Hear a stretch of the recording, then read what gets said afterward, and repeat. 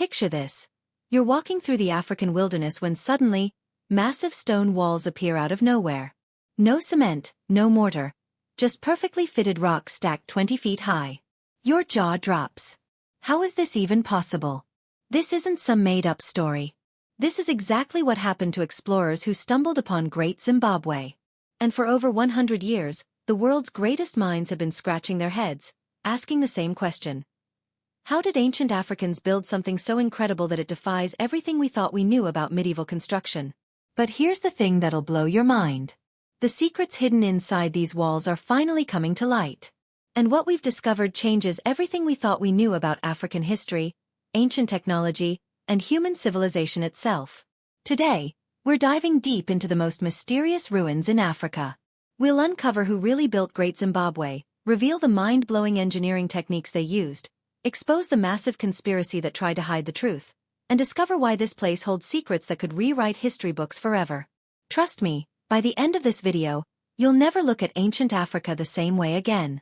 So buckle up, because we're about to reveal the hidden secrets of Great Zimbabwe that will absolutely shock you. Let's start with the moment that changed everything. It's 1871, and a German explorer named Karl Mach is trekking through what we now call Zimbabwe. He's looking for gold, but what he finds is something way more valuable than any treasure. Imagine walking through thick bushes and suddenly seeing walls made of perfectly cut stones rising up like skyscrapers. These aren't just any walls. They're built without a single drop of cement. Every stone fits together like pieces of the world's most complicated puzzle. The walls curve and bend in ways that seem impossible for ancient people to build. Karl Mach couldn't believe his eyes. He was looking at something that, according to everything Europeans knew about Africa, shouldn't exist. How could primitive Africans build something this sophisticated? It was like finding a smartphone in a cave painting. The site was massive. We're talking about an area bigger than 200 football fields, with walls that stretch for miles. The main structure, called the Great Enclosure, has walls that are 36 feet high and 20 feet thick at the base. To put that in perspective, imagine stacking 3 giraffes on top of each other. That's how tall these walls are. But here's where it gets really crazy. The builders didn't just stack rocks randomly. They created intricate patterns, decorative borders, and even built a mysterious tower that nobody can explain. The whole place looks like it was designed by master architects who understood engineering principles that most people didn't know back then. When news of this discovery reached Europe, it sent shockwaves through the academic world. Historians, archaeologists, and explorers couldn't wrap their heads around it. How could this exist in Africa? Who built it? And why was it so much more advanced than anything they expected to find? The mystery deepened when they realized that Great Zimbabwe wasn't just one building. It was an entire city.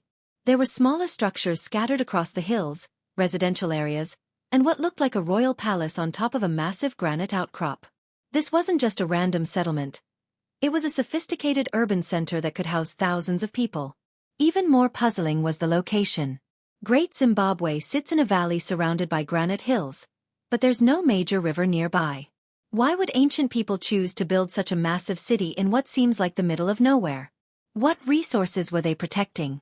What made this spot so special that they invested decades of work to build these incredible structures? The questions kept piling up. How did they transport these massive stones? Some of the granite blocks weigh several tons.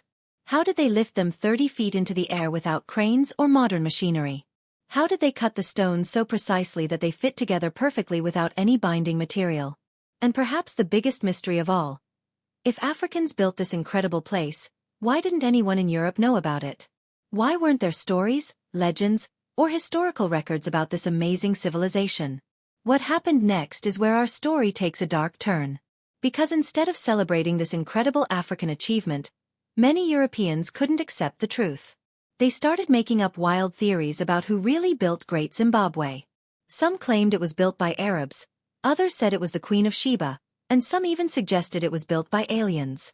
But the evidence was right there in the stones. The building techniques, the pottery found at the site, the artifacts scattered throughout the ruins. Everything pointed to one undeniable truth. Great Zimbabwe was built by the ancestors of the people who still live in that region today. It was built by Africans, for Africans, using African knowledge and African engineering skills.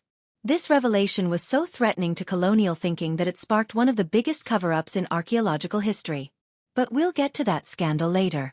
First, let's dive into the incredible secrets of how this place was actually built. What do you think?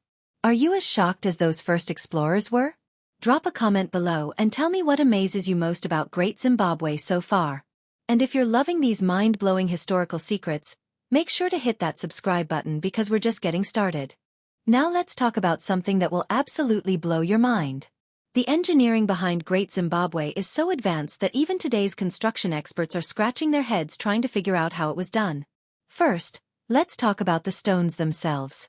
The builders of Great Zimbabwe used granite blocks that weigh anywhere from 50 pounds to several tons each. But here's the crazy part.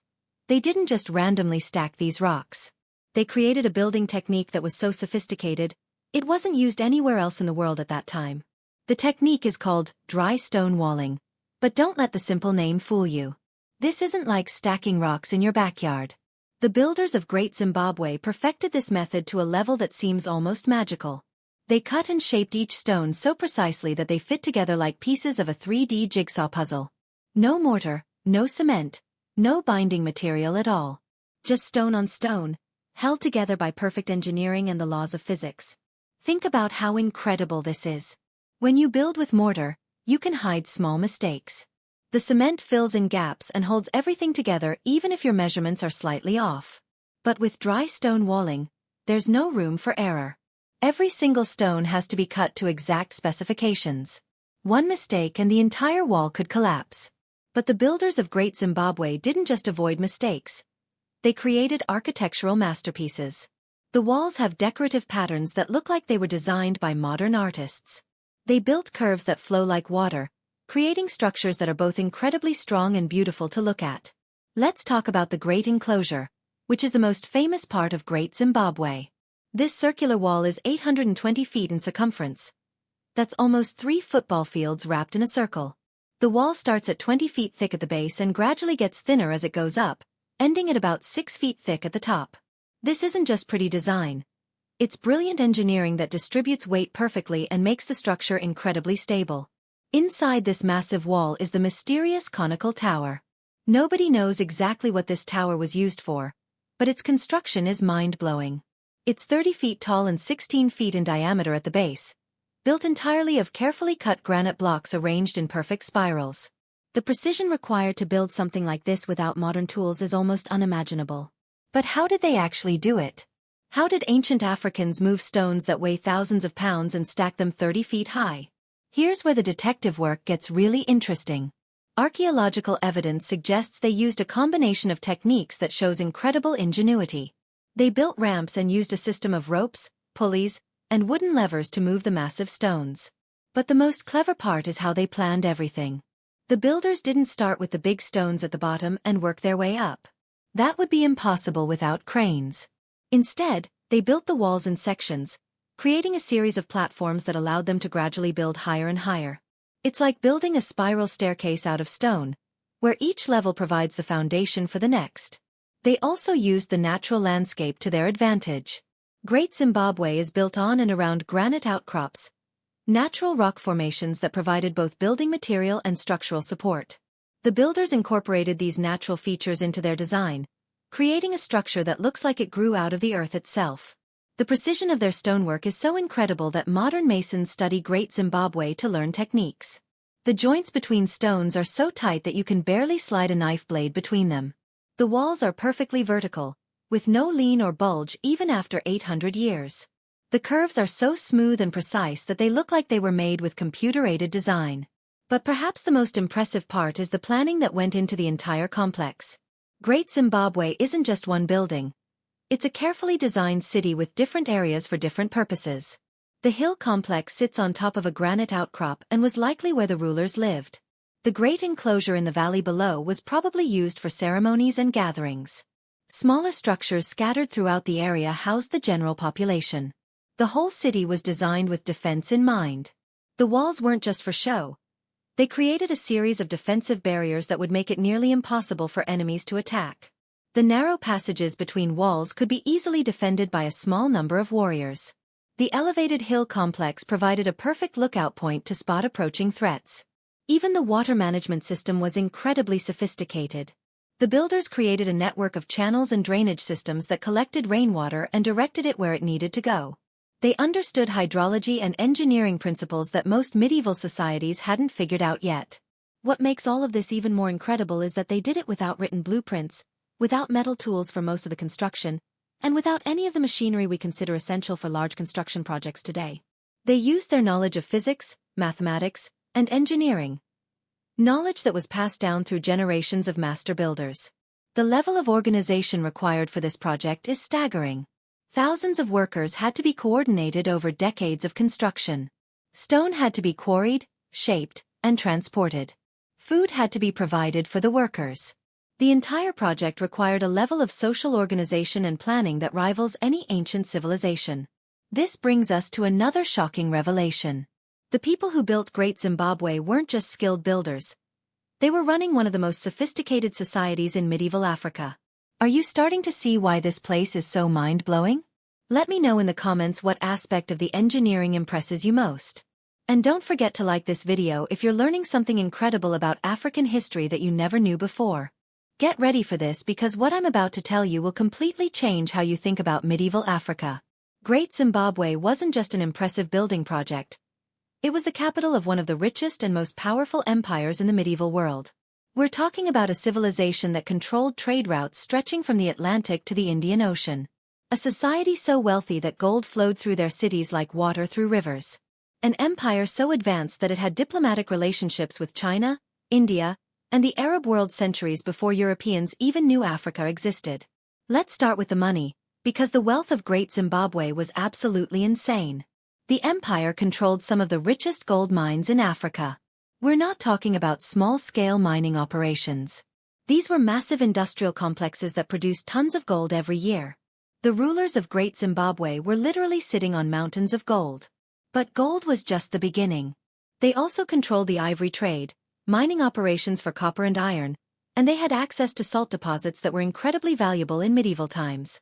Salt might not seem important to us today, but back then, it was like controlling oil reserves. Everyone needed it, and the people who controlled it became incredibly wealthy. The archaeological evidence of this wealth is mind-blowing. Excavations at Great Zimbabwe have uncovered gold beads, gold wire, gold foil, and intricate gold jewelry that shows incredible craftsmanship. They found Chinese porcelain that was so expensive it was like finding Rolls-Royces in ancient times. They discovered Persian pottery, Indian glass beads, and shells from the Indian Ocean. Proof that Great Zimbabwe was connected to trade networks spanning 3 continents. Think about how incredible this is. We're talking about medieval times, when most of the world was isolated and local. But the people of Great Zimbabwe were international traders who had business relationships with merchants from thousands of miles away. Arab traders would travel for months across dangerous territories just to reach Great Zimbabwe because the profits were so enormous. The society itself was incredibly sophisticated. The rulers lived in the hill complex, which was like a medieval African palace. The walls, the layout, the defensive positions. Everything was designed to show power and wealth. The king could look down from his palace and see his entire empire spread out below him. But this wasn't a dictatorship. Archaeological evidence suggests that Great Zimbabwe had a complex social structure with different classes of people, specialists in various crafts, and a government system that could organize massive construction projects and coordinate international trade. The pottery found at the site shows incredible artistic skill. The metalwork demonstrates advanced knowledge of smelting and forging techniques. The people of Great Zimbabwe were master farmers who understood crop rotation, irrigation, and cattle ranching. They developed agricultural techniques that allowed them to support a population of over 20,000 people in a region that many people today would consider too dry for large-scale farming. They turned the landscape into a productive agricultural system that supported not just the local population, but also produced surplus food that could be traded. Their cattle herds were enormous. We're talking about thousands of cattle, which in medieval Africa was like owning a fleet of trucks. Cattle were transportation, food, leather, and a symbol of wealth all rolled into one. The rulers of Great Zimbabwe had some of the largest cattle herds in Africa, which gave them tremendous economic and political power. But here's where the story gets even more incredible. Great Zimbabwe wasn't just one city. It was the center of an empire that controlled territory across modern-day Zimbabwe, Botswana, and parts of South Africa and Mozambique. They built smaller versions of Great Zimbabwe throughout their territory, creating a network of fortified cities that controlled trade routes and mining operations. The empire lasted for over 300 years, from roughly 1100 to 1450 CE. To put this in perspective, that's longer than the United States has existed. For 3 centuries, Great Zimbabwe was one of the most important cities in the medieval world, controlling trade routes and accumulating wealth that made European kingdoms look poor by comparison. The social organization required to maintain this empire was incredibly sophisticated. They had to coordinate mining operations, manage international trade relationships, maintain diplomatic contact with distant kingdoms, organize massive construction projects, and govern a population spread across thousands of square miles. This required advanced administrative systems, communication networks, and political structures that rival any medieval civilization. Archaeological evidence shows that they had specialized craftspeople who focused entirely on specific skills. There were expert stonemasons who did nothing but build walls. There were master metalworkers who created intricate jewelry and tools. There were artists who created pottery and sculptures. There were traders who specialized in dealing with foreign merchants. The level of specialization shows a society that was wealthy enough to support people who didn't have to farm or hunt for their own food. The religious and cultural life of Great Zimbabwe was equally sophisticated. The famous bird sculptures found at the site, the Zimbabwe birds that now appear on the country's flag, show incredible artistic skill and suggest a complex religious system. These weren't just decorations. They were sacred objects that represented the spiritual power of the rulers. The decline of Great Zimbabwe around 1450 CE is still a mystery. Some historians think climate change made the region too dry to support such a large population. Others believe political conflicts split the empire apart. Some suggest that changes in trade routes reduced their income. But whatever happened, the people didn't just disappear.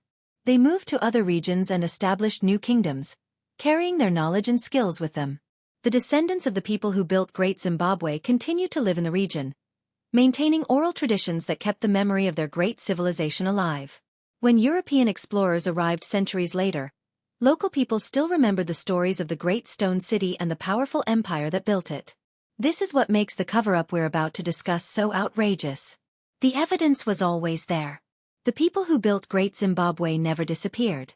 Their descendants were right there, ready to tell the true story of their incredible ancestors. What do you think about this incredible African empire? Does it change your perspective on medieval Africa?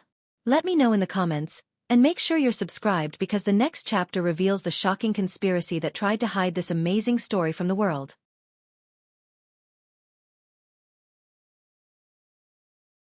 What I'm about to tell you will make your blood boil. For over 100 years, there was a deliberate, systematic cover-up designed to hide the truth about Great Zimbabwe. This wasn't just academic disagreement or innocent mistakes. This was a coordinated effort to deny African people credit for one of the most incredible architectural achievements in human history. It all started when those first European explorers couldn't accept what they were seeing. Remember Karl Mach, the German who first brought Great Zimbabwe to European attention? Even he couldn't believe that Africans had built something so sophisticated. His first instinct was to look for alternative explanations. Any explanation that didn't involve giving credit to African genius. Mach convinced himself that Great Zimbabwe must have been built by the Queen of Sheba. He literally made up this theory because he couldn't accept that primitive Africans could create something so advanced. He wrote reports claiming that the construction techniques were too sophisticated for local people, that the design was too complex for African minds, and that the wealth displayed at the site was beyond what Africans could achieve. This was just the beginning. Soon, other Europeans started making up even wilder theories. Some claimed it was built by Phoenicians who had traveled from the Mediterranean. Others insisted it was constructed by Arabs who had conquered the region. Some even suggested it was built by white colonists who had somehow arrived in Africa centuries before recorded history. But here's where it gets really disgusting.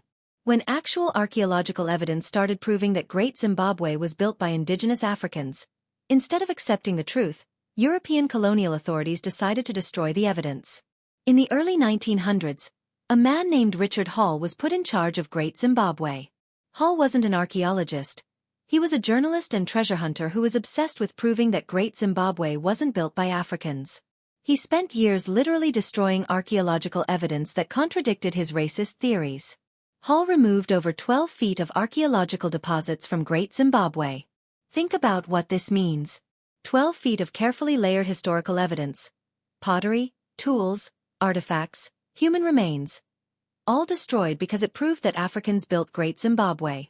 Hall threw away priceless historical information that could have told us incredible details about how this civilization lived, worked, and thrived. But it gets worse. Hall wasn't just destroying evidence accidentally. He was deliberately targeting anything that proved African origin. When he found African pottery mixed with the same soil layers as Chinese porcelain, he threw away the African pottery and kept only the foreign artifacts. When he found African tools alongside evidence of sophisticated construction techniques, he destroyed the tools and claimed the construction must have been done by foreigners. The colonial government of Rhodesia, now Zimbabwe, supported this destruction because they needed to justify their occupation of the land. If Africans had built Great Zimbabwe, it proved they were capable of sophisticated civilization. If they were capable of sophisticated civilization, how could Europeans justify treating them as primitive people who needed to be colonized and civilized?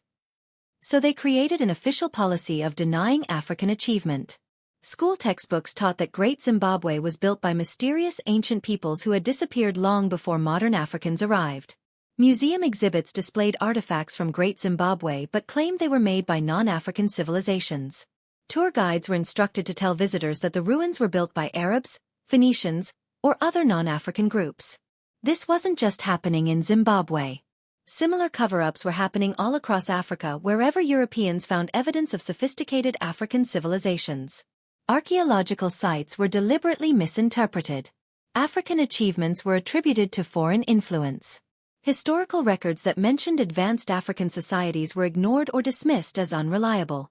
The racism behind this cover-up was so blatant it's shocking. European scholars published papers claiming that Africans were genetically incapable of advanced architecture. They argued that African societies were naturally primitive and could never develop sophisticated technologies without outside help. They created fake historical narratives that portrayed pre-colonial Africa as an empty wilderness populated by simple tribes who lived in mud huts. Meanwhile, the real evidence kept piling up. Every legitimate archaeological investigation proved that Great Zimbabwe was built by the ancestors of modern Zimbabweans. The building techniques matched other African architectural traditions. The pottery styles evolved directly from earlier African cultures. The metalworking techniques were clearly developed locally over generations of African craftsmen. Carbon dating proved that Great Zimbabwe was built during a time period when it was flourishing as an African civilization. Linguistic evidence showed that the local languages had words for the architectural features found at Great Zimbabwe, proving that the people who lived there understood and created these structures. Oral traditions preserved by local communities told detailed stories about their ancestors who built and lived in the Great Stone City. But the cover-up was so successful that even many Africans started believing the lies. Generations of African children were taught in colonial schools that their ancestors were primitive and that all the great achievements in Africa were made by foreigners. The psychological damage of this false narrative was enormous, convincing many Africans that they were incapable of greatness and that their history was empty of significant achievements. The truth only started to emerge in the 1960s and 1970s when African countries gained independence and African scholars finally got the chance to study their own history without colonial interference. Archaeologists like Peter Gar-Lake conducted proper scientific investigations of Great Zimbabwe and published definitive proof that it was built by indigenous Africans. But even then, the fight wasn't over. Many Western museums and universities continued to promote the false narratives. History textbooks in Europe and America continued to ignore or minimize African achievements. Popular culture continued to portray pre-colonial Africa as primitive and backward.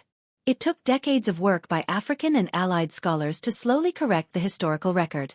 They had to fight against centuries of racist propaganda, institutional bias, and deliberate misinformation. Many of the heroes who fought to restore the truth about Great Zimbabwe never got the recognition they deserved for their courage in challenging the academic establishment. Today, we finally know the truth. Great Zimbabwe was built by Africans, for Africans, using African knowledge and African engineering skills. It represents one of the greatest architectural achievements in human history and stands as proof that medieval Africa was home to sophisticated, wealthy, and technologically advanced civilizations. But the damage done by the cover-up still affects us today. Many people around the world still don't know the true story of Great Zimbabwe. Many history books still don't give proper credit to African achievements. The racist stereotypes promoted by the cover-up still influence how people think about Africa and African capabilities. This is why telling the true story of Great Zimbabwe is so important. It's not just about correcting historical facts. It's about fighting against the lies and racism that tried to erase one of humanity's greatest achievements. Are you as angry about this cover-up as I am? Let me know in the comments how this makes you feel. And please share this video to help spread the real story of Great Zimbabwe that the world needs to hear. So there you have it, the incredible, shocking and inspiring true story of Great Zimbabwe. From the mysterious stone walls that amazed the first explorers, to the impossible engineering that defies explanation, to the powerful empire that controlled medieval Africa, to the disgusting cover-up that tried to hide the truth, this story has everything. But most importantly, Great Zimbabwe proves something that the world needs to remember.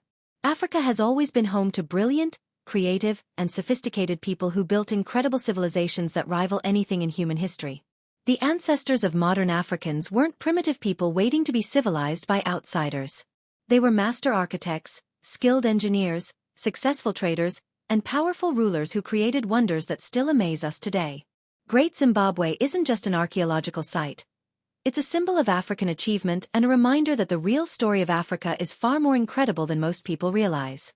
Every stone in those walls represents the skill, intelligence, and creativity of African people who refused to be limited by what others thought was possible. The next time someone tells you that Africa has no history, or that Africans never built great civilizations, you can tell them about Great Zimbabwe. You can tell them about the master stonemasons who built walls without mortar that still stand after 800 years. You can tell them about the wealthy empire that traded with China and India centuries before Columbus sailed to America.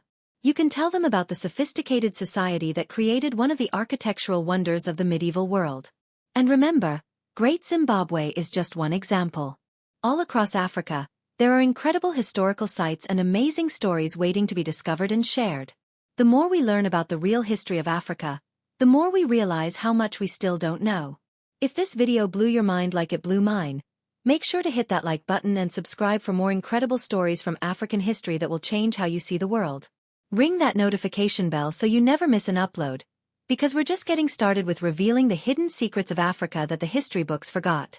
What other African civilizations do you want to learn about? Drop your suggestions in the comments below. And if you learned something new today, share this video with your friends and family.